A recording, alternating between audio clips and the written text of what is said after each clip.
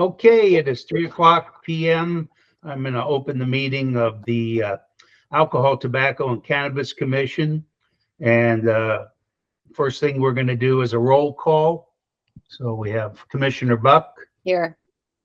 Okay. Vice Chair Barbara Wall. I'm here. We have Secretary Robert Poole. Here.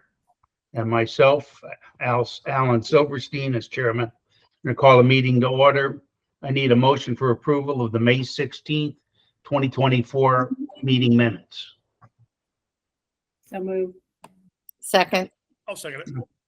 Okay, all those in favor signify by saying aye. Aye. Aye. Opposed, same sign. The ayes have it.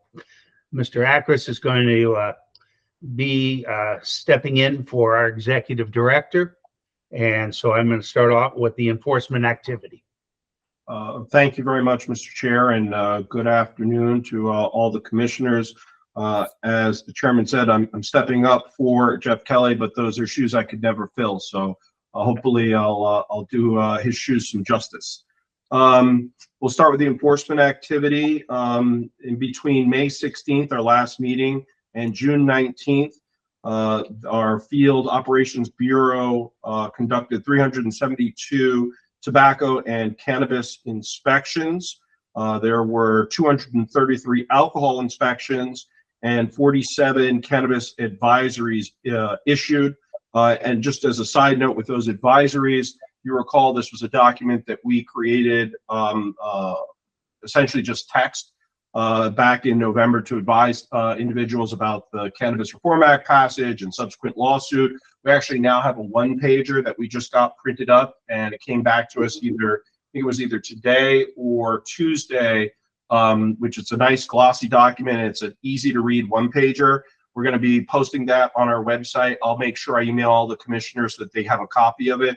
But we're going to be actually giving out that one-pager, which is easy to read, has accessible information. There's actually a QR code on the document that you can scan and get the actual advisory. So we think it's much more user-friendly and just a better way of getting out that information. There were, I'm going to be giving you a time frame, and I see here on my document, it's from February 15th through April 17th. These are there were 24 reportable incidents. And I have to say, when you hear these numbers, you can really tell the impact of the hires that we've had over the last 6 months or so, and our Field Operations Bureau is really getting out there. There were 113,758 sticks of OTP, which yields a tax loss of approximately $77,720.98. There were 2,524 packs of cigarettes that were seized, yielding a tax loss of $4,525, and 61 containers of distilled spirits. To just give you a sense of the breadth and in terms of our agents who operate between Oakland and Ocean City, these incidents took place in 10 counties: Allegheny, Anne Arundel, Baltimore City, Calvert County, Dorchester County, Frederick County, Harford County, Prince George's County, Washington County, Wacomico County. So we are everywhere in the state of Maryland doing this enforcement work.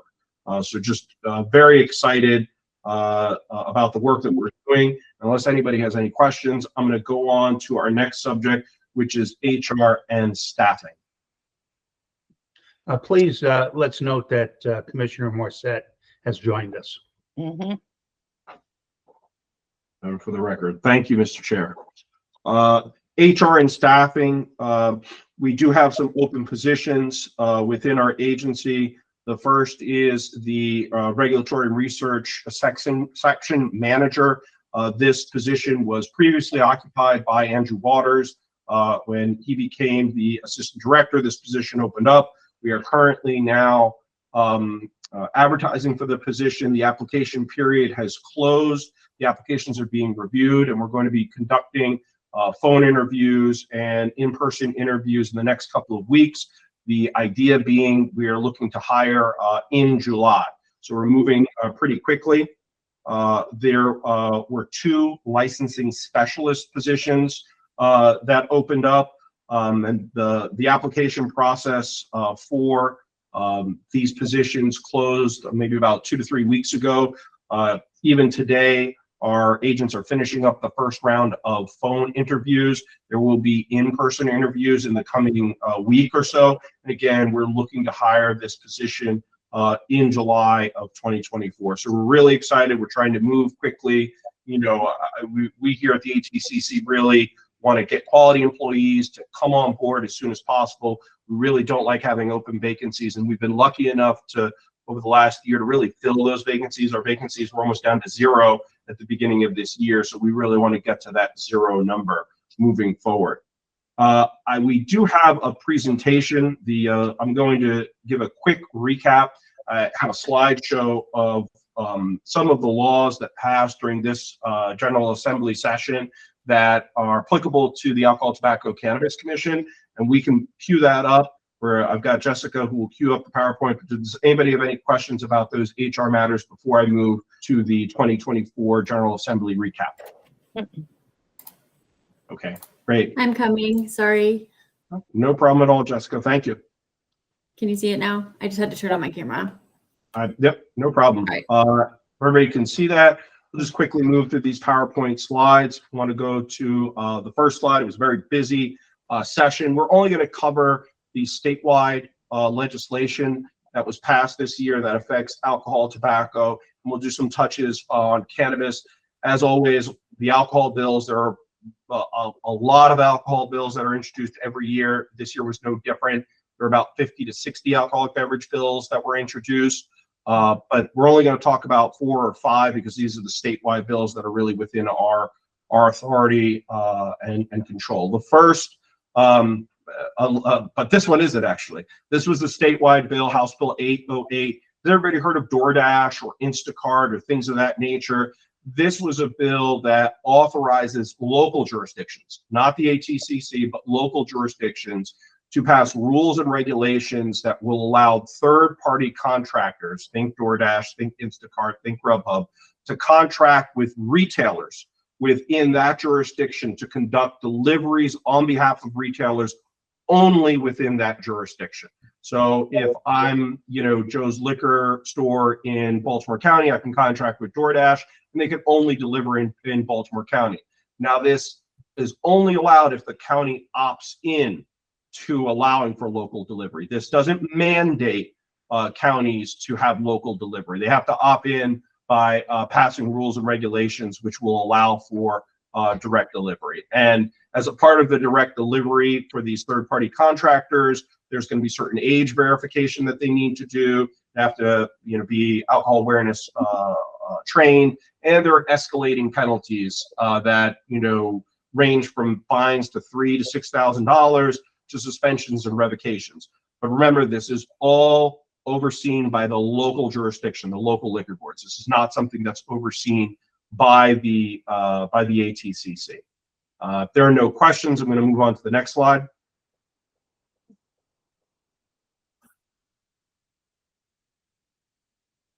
Thank you. This bill is actually very much in our wheelhouse. This is Senate Bill 1041. This is direct consumer delivery for Maryland manufacturers. And I'll just kind of do a little bit of time traveling. If you recall, in 2020, during the pandemic, then Governor Hogan issued an executive order which allowed Maryland manufacturers to conduct direct-to-consumer delivery and direct-to-consumer shipping. This is when all of the wineries, breweries, and distilleries were closed for on-premise consumption. And in order to ensure that these businesses had an economic lifeline, the governor signed an executive order allowing manufacturers to ship and deliver. In the subsequent legislative years, 2021, 2022, 2023, there was temporary legislation that was passed to allow Maryland manufacturers to continue shipping and doing delivery to consumers in the state of Maryland. This past legislative session, the legislature took up 1041 because the sunset date for Maryland manufacturers to ship and deliver was going to be June 30th, 2024, coming up in 10 days. And so the legislature considered a bill that originally would have allowed direct shipping and direct to consumer delivery. That was not the bill that passed. The bill that did pass only allows for Maryland manufacturers to conduct direct-to-consumer delivery, i.e. they cannot use a common carrier. They can't use FedEx. They can't use DHL. They can't use any of those common carriers to provide direct delivery services to customers. Now, the industries that are greatly impacted by this are breweries and distilleries. The wineries have the ability to provide direct-to-consumer shipping, and so they can continue to ship. But this bill allows for wineries, breweries, and distilleries to do direct-to-consumer delivery, which means an employee of the manufacturer is going to be taking the product and delivering it to the consumer. There's going to be certain checklists that they need to follow to ensure that the purchasing is indeed the purchaser, is indeed 21 years or older. There are limits on the amount of product that can be sold to an address throughout the calendar year. And we're going to be pushing out an advisory as well as the applications and all of the associated documents that you're going to need to fill out a review tomorrow. We've been in contact with the industry and have informed them of this. We're going to be visiting industry locations to kind of talk to stakeholders within the winery industry and brewery industry to kind of give them more information about this. So there will be a marketing campaign and outreach campaign to ensure that individuals do know what's coming. We're going to work diligently with those Maryland manufacturers to ensure that come July 1st, there really is a smooth transition for direct-to-consumer delivery. Next slide, please. Question for you is a consumer, say a liquor store, or is it someone at home? No, consumer cannot be another licensed location. It has to be a person, 21 years and older. That's a very good question, Commissioner Buck, because what you don't want is quasi fourth tier that's being created. So that's a good question, Commissioner Buck. Good question. Was that the information that you needed, or do you have a follow-up? Yeah. Commissioner Buck. A quick one. When you say employee, can you please define what you mean by employee? So if I have a company and I hire a contractor solely for the purpose of delivering, or can they be a regular employee at other function? They have to be an employee.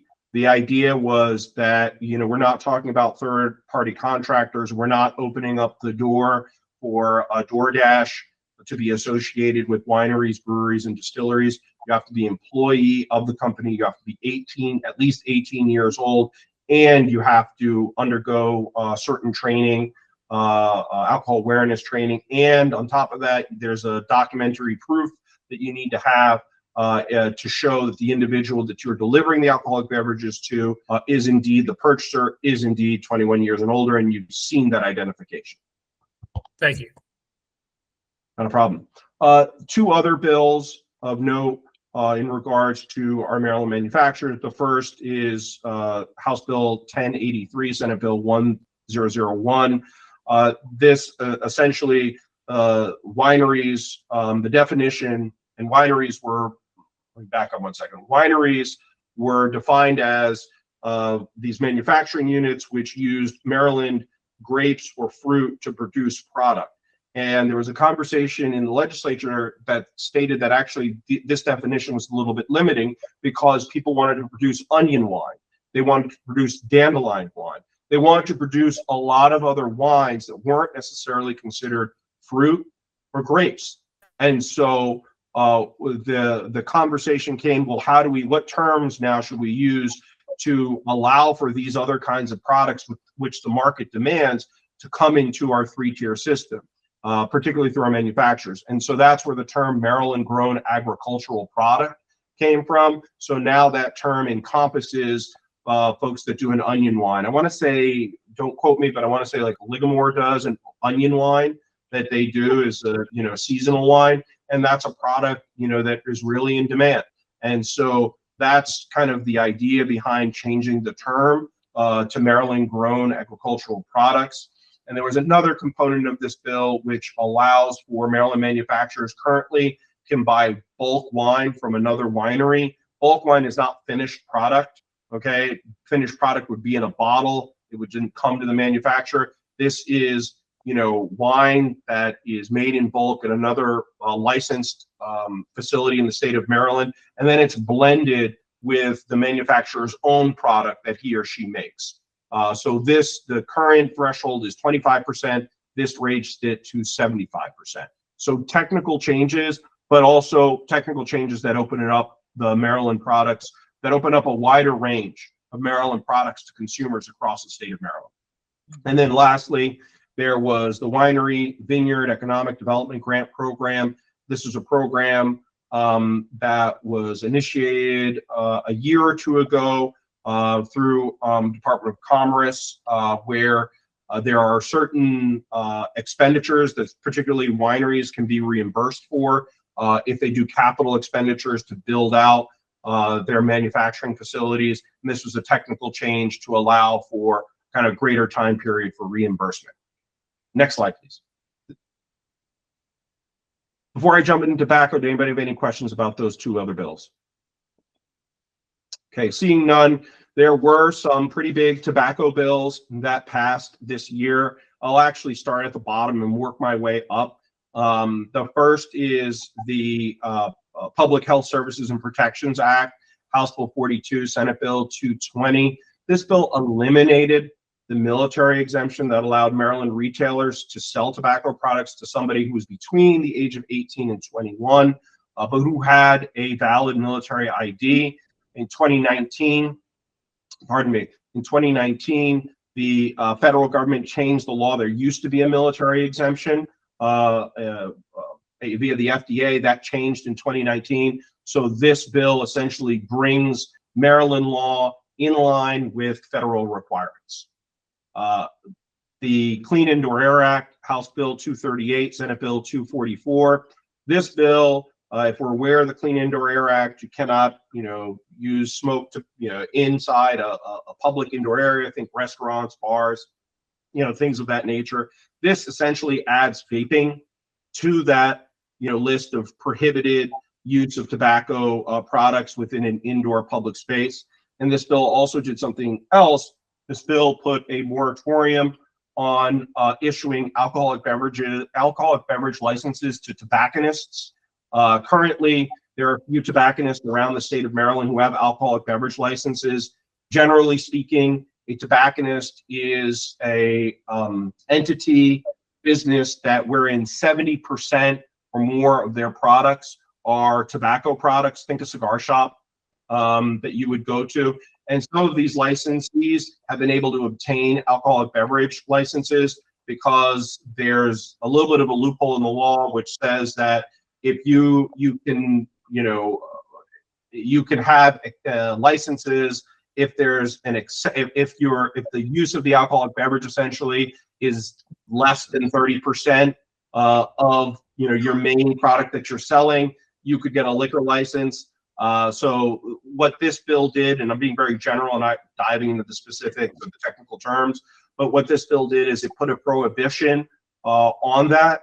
And there's going to be a study that's going to be done over the next year or so, which discusses the tobacconist alcoholic beverage licensing piece. So there's a 2-year prohibition on any new tobacconist getting new alcoholic beverage licenses.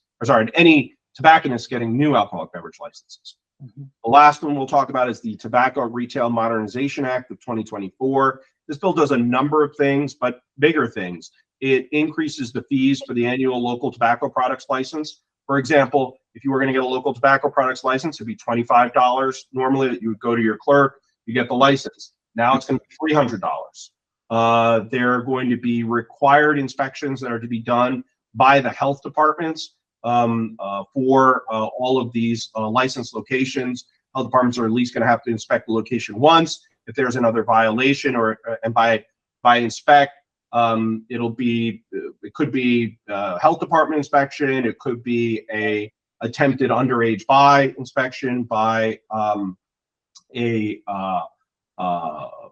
cadet or something of that nature. And this actually increases the penalties for individuals or for businesses that sell tobacco products to minors. The district court can now suspend and revoke and when these cases are taken to court, because a lot of local jurisdictions will issue citations under the health department code, or local police departments will issue citations under the criminal code. So when these citations make their way to district court, the district court has more leeway in actually sanctioning the license holder and the license itself. And that is very new. Two other things with these bills: tobacco products now have to be behind the counter, essentially. They can't be, they have to be behind the person selling the product. They can't necessarily be out in front of the product. Now, there's an exception for tobacconists and folks that sell other tobacco products.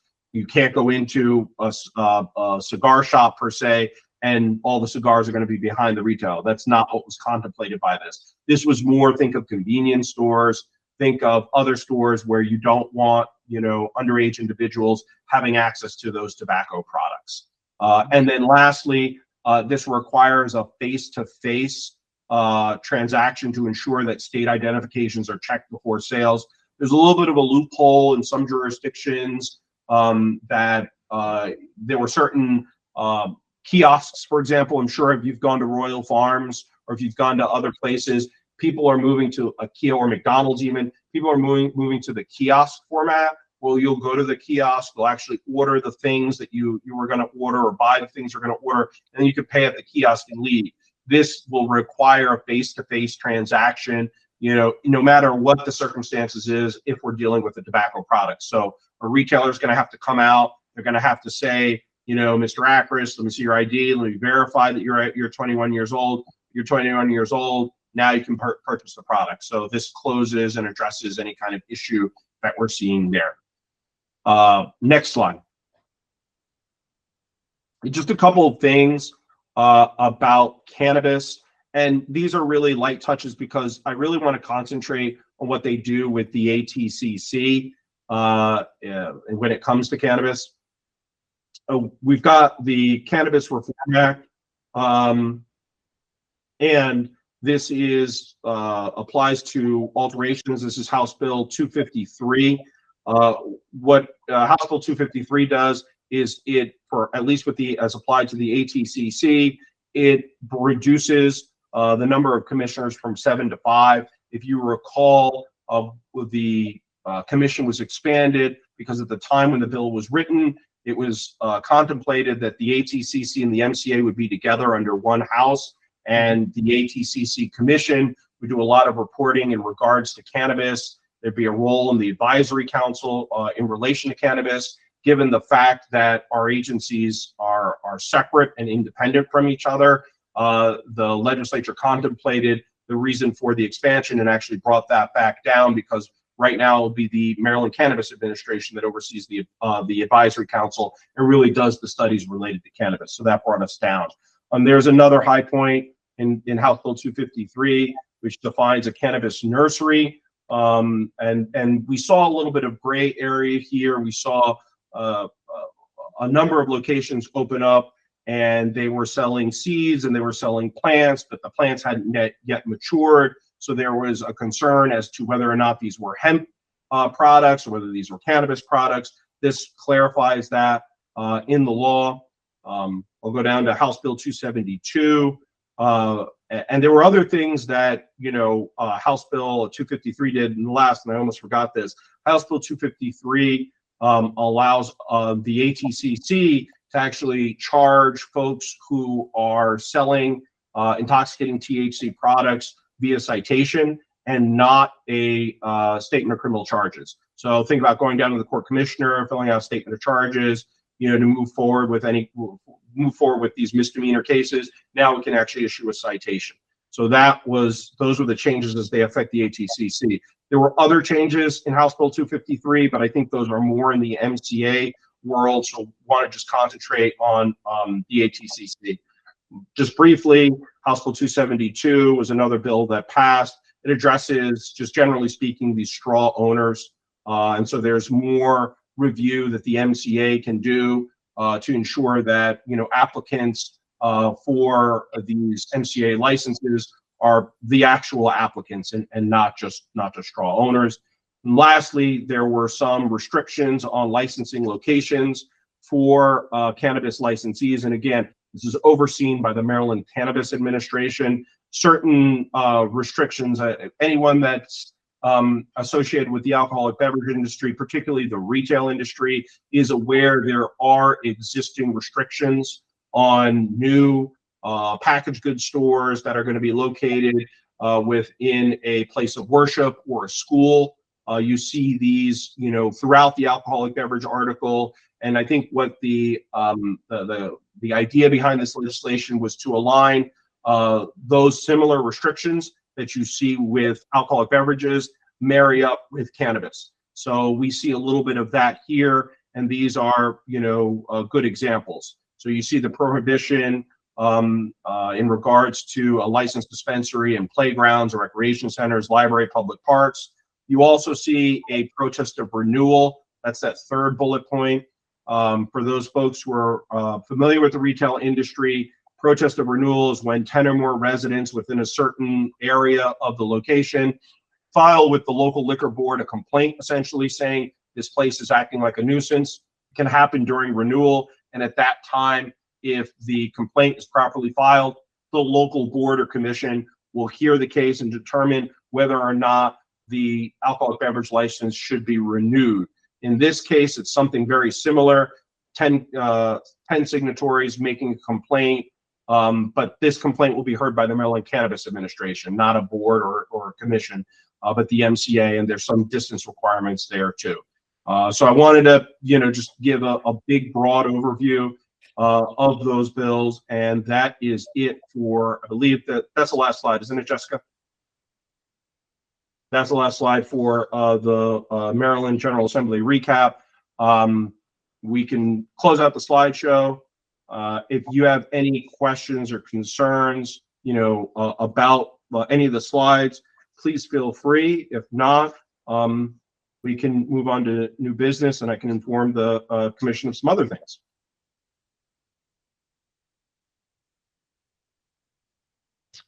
Mr. Chair? We're ready to go to new business. Thank you, sir. First thing we want to talk about, Fells Point enforcement. We have been active and engaged in regards to supporting the Baltimore City Police Department and the Baltimore City Liquor Board in terms of having our agents positioned in Fells Point to really hone in. Now, we are, since everybody in the commission knows, we have limited jurisdiction when it comes to alcoholic beverages. We're really focusing and honing on are the sales of alcoholic beverages that are happening out in the streets, essentially. Where we see folks with coolers that are walking around. We see folks, selling alcoholic beverages out of their cars. What we're issuing are citations for traders licenses and or sales and use tax, which is what we can do. And that allows us to seize that product, right? We want to do is address the issue, which is facilitating access of these alcoholic beverages to underage persons. And so that is our role with the Baltimore City Police Department.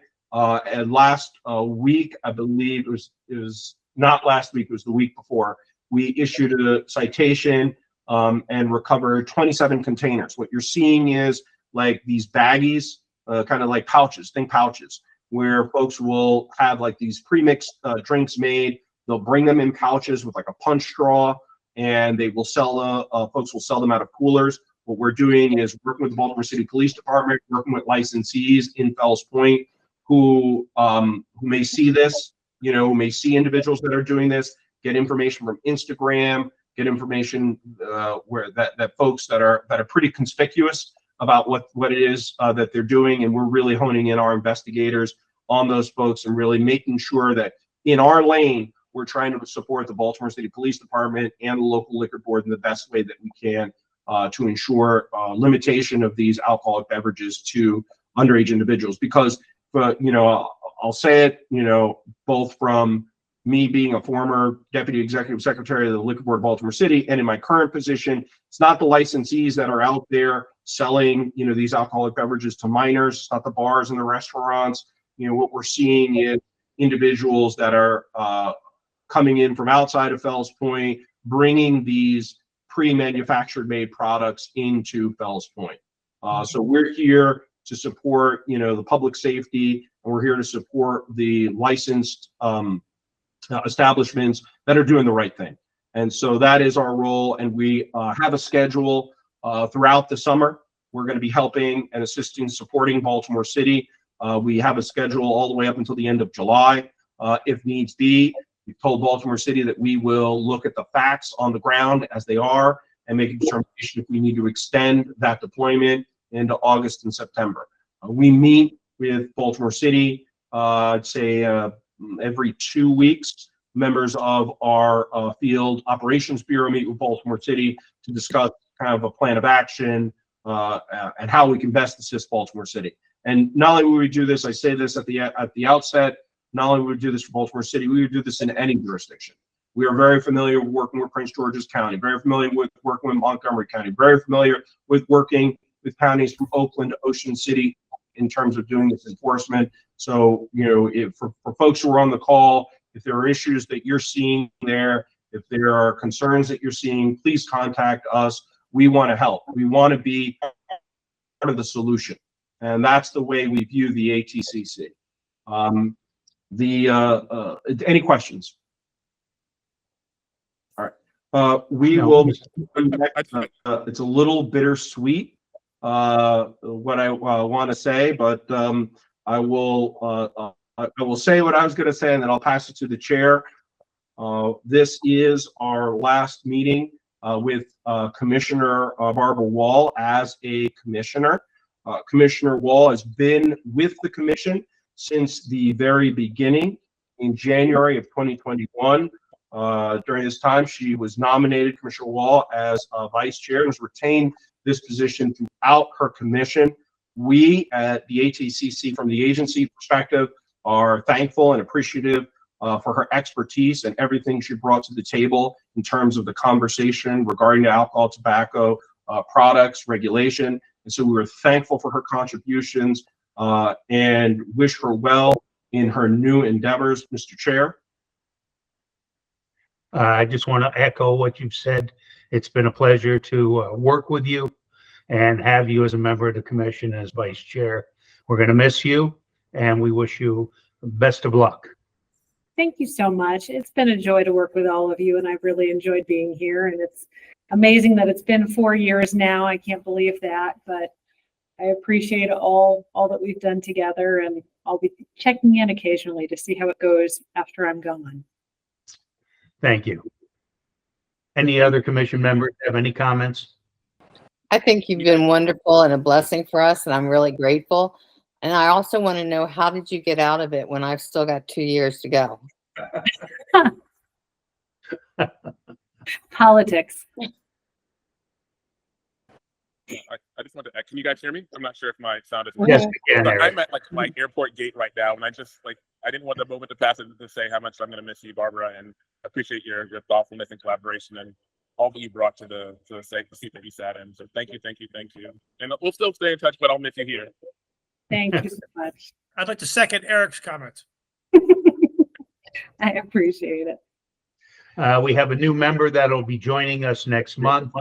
And Darkane had contacted me today. We've had a brief conversation. We're going to have another conversation this week, and look forward to having her come on board. Anybody else have any other business? If not, I take a motion for adjournment. So moved. Second. Need a second? All right. All those in favor say aye. Aye. Opposed, same sign. See you next month.